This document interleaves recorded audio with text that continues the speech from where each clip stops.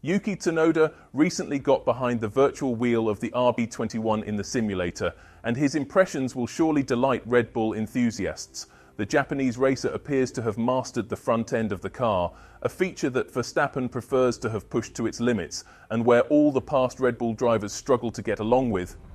After Liam's brief Red Bull trip lasting just 2 races, can Tsunoda demonstrate that it's talent, not just machinery, that makes a difference? More intriguingly, will he manage to keep his Red Bull seat after the 2025 season? All eyes will be on Tsunoda as he takes centre stage in Japan, with his debut for the Austrian team happening in his home country at Suzuka. The team will also be marking the conclusion of their partnership with Honda with a special white livery. A strong finish for Yuki would be the icing on the cake, not only for Honda but also for Red Bull, as it confirms they have 2 competent drivers capable of providing valuable input for enhancing the car's performance. Tsunoda shared his insights on the RB21 based on his simulator experience, noting, "The RB21 isn't particularly challenging to drive. My setup might differ from Max's, but in the simulator, everything felt quite normal. My vision of the ideal car is quite different from Max's. I'm eager to dive into understanding Red Bull's vehicle before crafting my own perfect ride. When I took the RB20 for a spin last year, it felt like a bit of a promotional drive, but I managed to handle it with ease. That's why I believe the RB21 suits me well. I spent around 2 days in the simulator based on that experience, and I didn't find the car too difficult to drive. The front end is extremely responsive, just like everyone says. This might sound bold since I haven't spent any actual time in the RB21 yet. More importantly, I'm aware that the intense pressure that comes with this position cannot be overlooked. Helmut Marko mentioned that Tsunoda might not continue after this season because the team really needs a seasoned driver to help them develop a competitive car. If Yuki Tsunoda follows in the footsteps of Liam's downhill performance trajectory, it would signal Red Bull's premature surrender in the championship.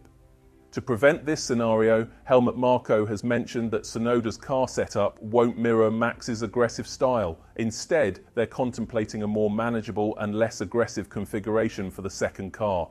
This might leave some wondering why the same tactic wasn't applied to Lawson. Apparently, the team was quite displeased with the Kiwi driver's feedback and his insufficient understanding of the vehicle. Replacing a driver after only 2 races indicates a deeply rooted issue that can't be resolved, leading to the decision to make a change.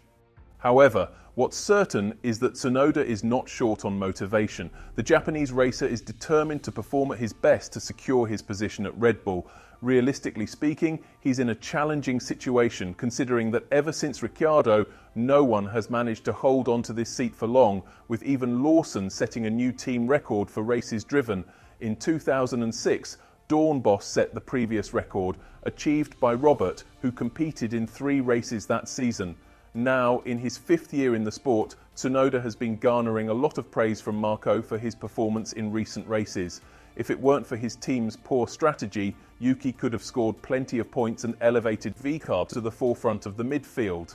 However, with his promotion to Red Bull, the Faenza-based team is no longer his concern. Commenting on Tsunoda's progress, Marko noted that after doubting his readiness due to frequent mistakes, Yuki has turned things around. He attributed this change to a new management team that has helped Tsunoda significantly improve his skills. Yuki is performing exceptionally well, showing maturity and a remarkable transformation this year. Nevertheless, it's important to highlight Max's dissatisfaction with Red Bull's latest decision. The 4-time world champion has consistently stressed that significant improvements are needed for the car, and once the RB21 boosts its performance, the second driver will find handling it much easier. Despite this, Red Bull decided to part ways with Lawson and instead swapped him for Yuki. Marko further explained, "Although Max is not thrilled, it's crucial we have 2 competitive cars leading the pack. This isn't just vital for the Constructors' Championship, but also to aid Max in securing his 5th world title." Interestingly, we anticipate seeing a transformed Yuki this season. He's been error-free so far, showcasing speed, backed by fresh management and brimming with self-assurance. However, Yuki's promotion to Red Bull doesn't automatically resolve their challenges. He must demonstrate that his consistent improvement over recent years was wrongfully overlooked and prove he should have been part of the team much earlier. Yet since Max demands a particular driving style, Yuki may face difficulties adjusting once the upgrades roll out. Amidst all this, a controversial question has arisen. Did Honda play a role in Yuki Tsunoda's move to Red Bull? Initially, Yuki claimed that Liam Lawson's promotion was the result of political choices by the team, putting pressure on both Red Bull and Lawson to prove this wrong. They couldn't dispute it convincingly, leaving Yuki with the task of demonstrating a driver's influence despite the car's limitations. This situation thrusts Yuki into a pivotal position alongside Verstappen for Red Bull's upcoming challenges starting at Suzuka. The team's goal is to master their car's fundamentals and introduce improvements to make the RB21 easier to handle. However, they're hindered if their engineers are unsure about where to enhance performance. Key departures in the last season, like Newey and Marshall, have been detrimental, a fact acknowledged by Helmut Marko. He noted that McLaren's performance surged after Marshall joined them, while Red Bull's began to struggle producing a fast and drivable Formula One car and thus declined in performance over the last season. Interestingly, Red Bull is placing considerable trust in Tsunoda to gather valuable data for their engineers. Presently, Verstappen's future seems uncertain, as poor car performance could trigger an exit clause in his contract. Red Bull has until the summer break to rectify issues and ensure the four-time world champion stays with the team.